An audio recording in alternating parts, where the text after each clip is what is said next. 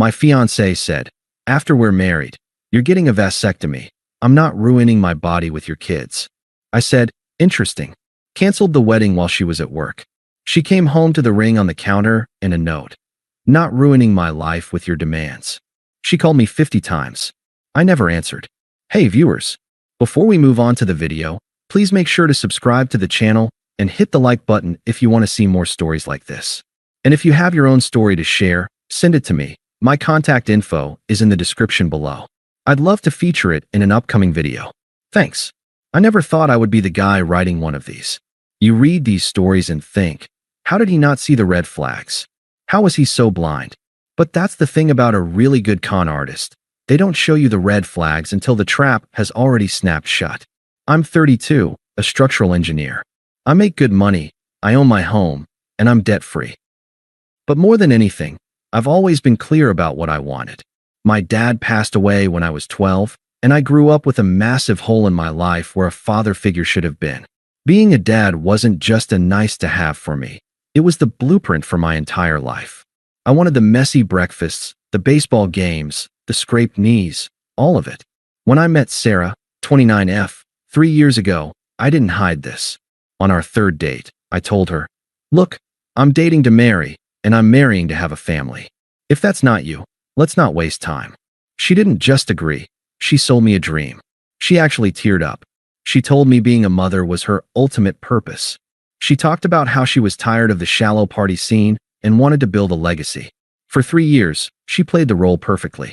When we bought our house last year, she was the one who insisted on the 4-bedroom colonial in the best school district, even though it was at the top of our budget. "This room will be perfect for the nursery," she'd said, tracing her hand along the wall of the spare room. "South-facing windows. The baby will get so much light here." We even had names picked out. Caleb for a boy, Lily for a girl. I was hook, line, and sinker. I proposed 6 months ago, and she said yes before I even finished the question. That brings us to the wedding planning. Or rather, the financial trap I almost walked into. Sarah is in marketing, obsessed with image and status. She wanted the Instagram wedding of the year. I agreed to a $50,000 budget, which I was funding, but she had a specific request regarding the logistics. "Let me put the deposits and big vendor payments on my credit cards," she insisted. "I want the travel points for our honeymoon. You can just wire me the cash to pay off the balance a few days before the wedding." It made sense. We were a team, right? So, she started swiping. The venue, the florist, the photographer, the custom dress. She put about $35,000 on her personal credit cards over the last 2 months.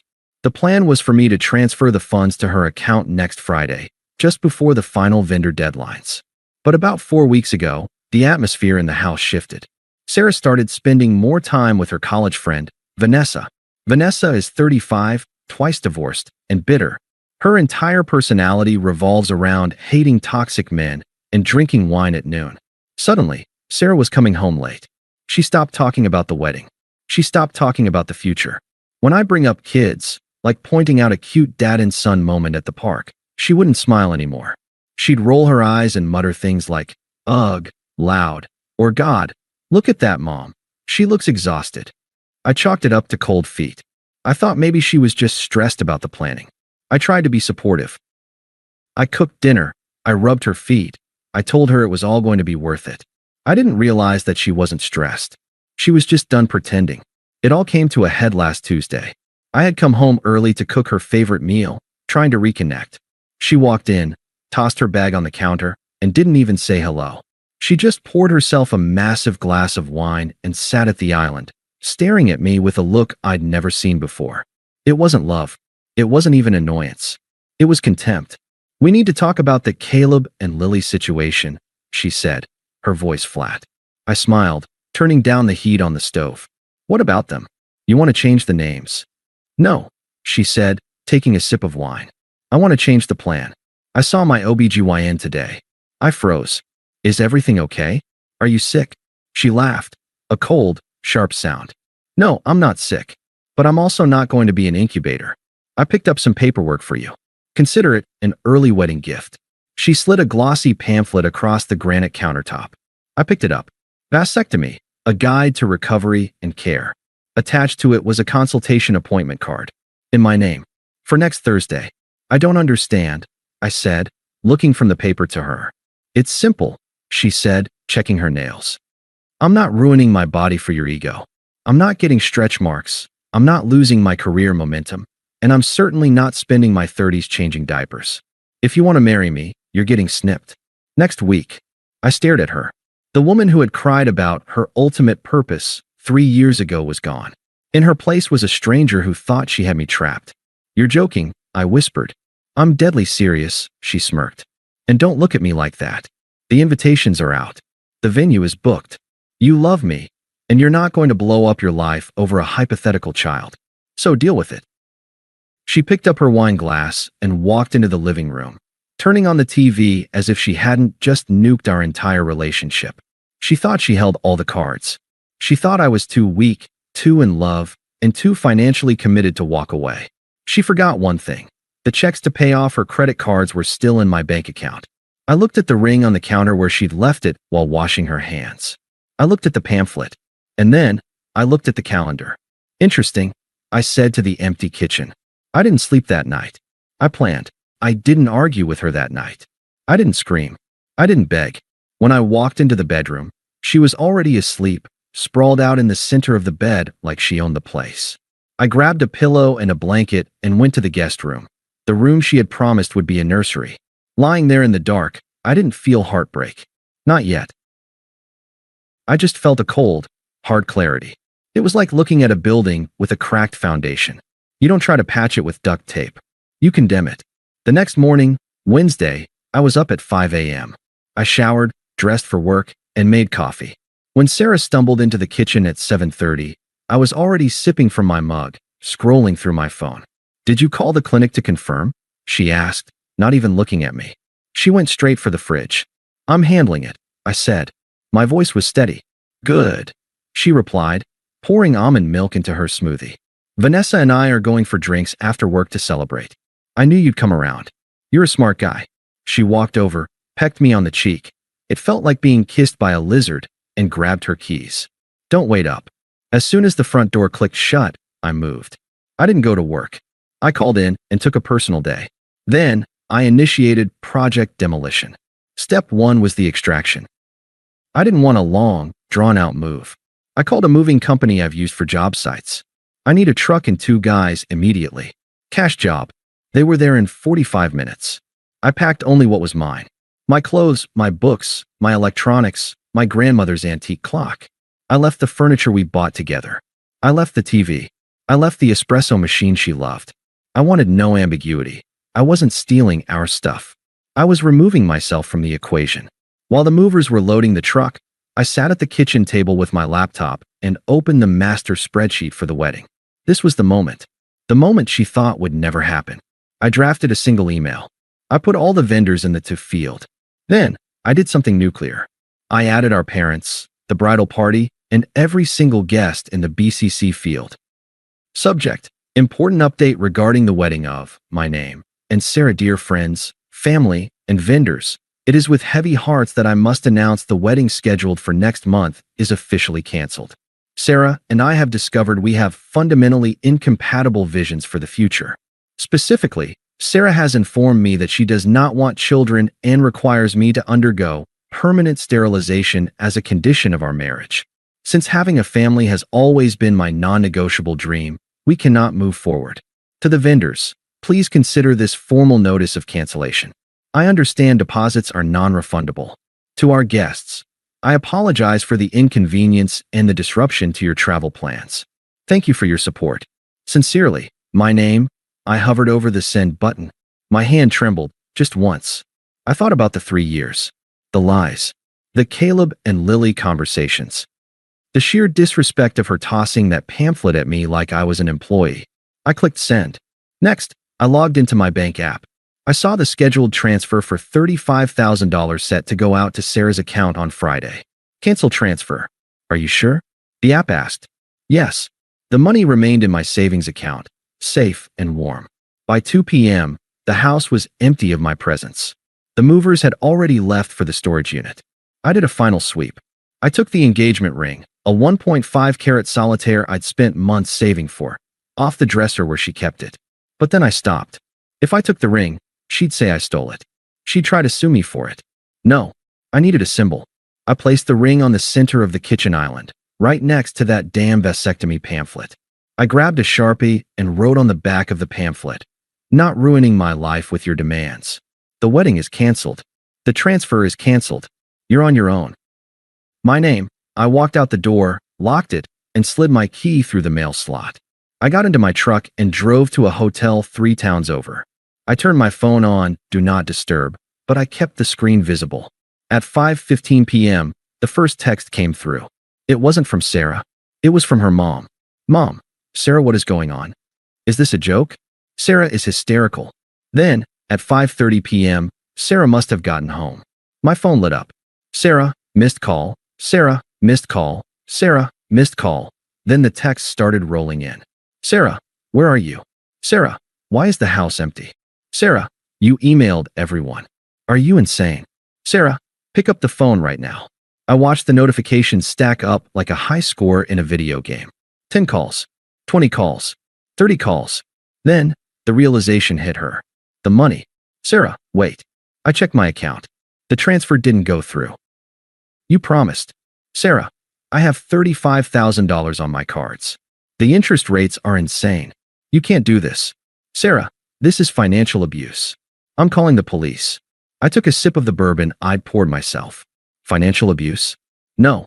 Financial abuse is tricking someone into funding a life you never intended to live with them. This was just a return to sender.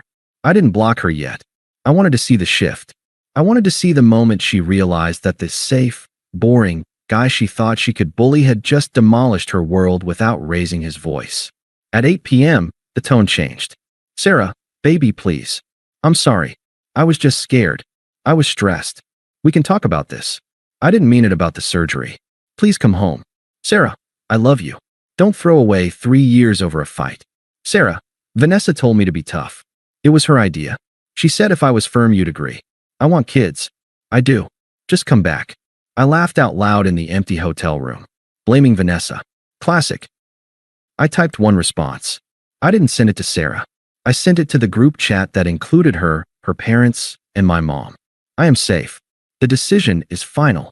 Please do not contact me further. All communication goes through my lawyer from this point forward." Then, I blocked her number. I slept like a baby. The kind of baby she never wanted to have. The weeks following my departure were a masterclass in the difference between noise and signal. Sarah was noise. I was signal. For the first 3 days, the flying monkeys attacked. Sarah's bridesmaids, her aunt, and even that toxic friend Vanessa tried to blow up my phone. They left voicemails calling me a coward, a narcissist, and a man-child who couldn't handle an independent woman. I didn't engage. I didn't argue. I simply forwarded every voicemail and text to my lawyer. Yes, I hired a lawyer immediately. Not for a divorce, since we weren't married yet, but to protect my assets. I knew Sarah would come for the money. And she did. 2 weeks after I left, I received a demand letter from a strip mall attorney she'd hired. They were threatening to sue me for a breach of promise and demanding I pay the $38,000 credit card debt she had accrued for the wedding, plus emotional distress. My lawyer, a shark named Harrison, actually laughed when he read it. She put the debt on her personal cards to get the points, Harrison explained to me, leaning back in his chair. Legally, those are her debts. Unless there is a written contract stating you agreed to assume that specific liability, she's out of luck. And since the wedding, the consideration for the contract didn't happen because she tried to alter the terms of the marriage with a surprise medical procedure. Yeah, she has no case. We sent a response letter that essentially said, "Go ahead and sue.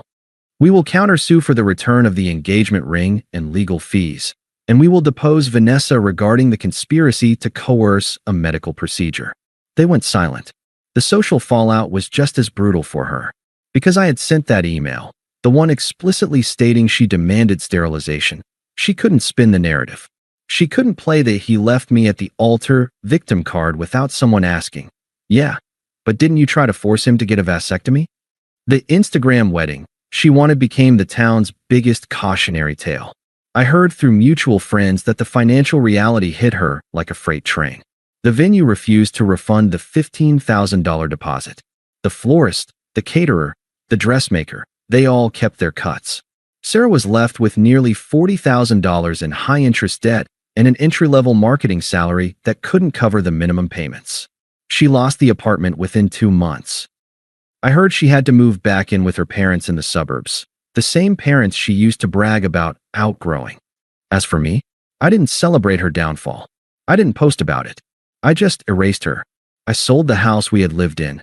Too many memories of her fake nursery planning.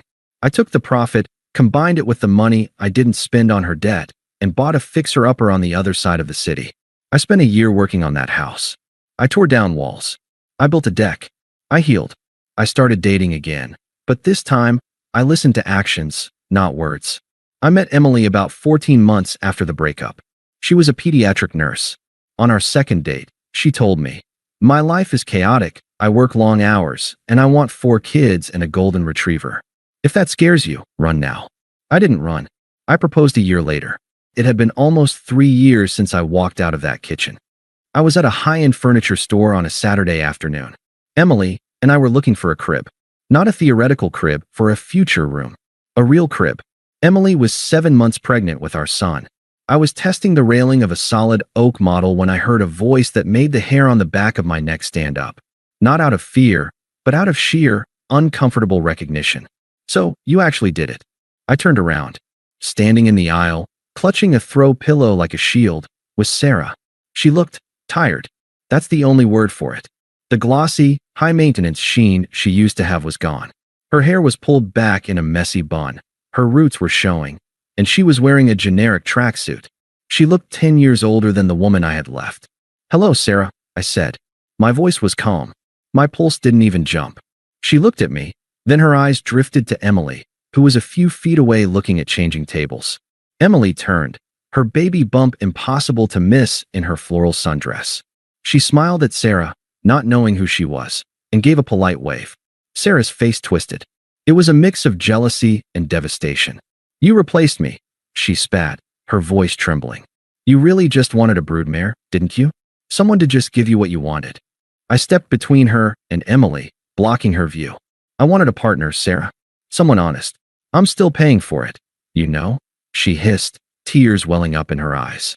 "That debt ruined my credit. I can't even get a car loan. I'm living in my childhood bedroom because of you. You destroyed my life over a hypothetical kid." She was still doing it. Still framing herself as the victim. Still refusing to see that the grenade that blew up her life was the one she pulled the pin on. "I didn't destroy your life," I said, my voice low and steady. "I just refused to let you destroy mine." "We could have worked it out," she raised her voice, causing a few shoppers to look over. "I would have given you a kid if I knew you were actually going to leave. I loved you." "No," I corrected her. "You loved the lifestyle I provided. And you didn't want a kid, Sarah. You made that very clear. You shouldn't have to compromise on your body, and I shouldn't have to compromise on my family. We both got what we wanted." "I have nothing," she snapped. I looked at her one last time. I didn't feel anger. I didn't feel the need for revenge. I just felt relief. Relief that I wasn't the one paying off those credit cards. Relief that I wasn't the one waking up next to her bitterness every day. "You have your freedom," I said. "No kids to ruin your body. No husband to hold you back. You won, Sarah. Enjoy it." I turned my back on her. "Babe," Emily called out, holding up a soft blue blanket. "Do you like this one?" I walked over to my wife, put my hand on the small of her back, and kissed her forehead. "I love it," I said. "Let's get it." We walked to the register. I didn't look back to see if Sarah was still standing there. I didn't care. She was just a ghost from a life I almost settled for, fading away in the rearview mirror of the life I built. Thanks for watching. Make sure to subscribe to the channel and hit the like button. What do you think about this story? Share it in the comments.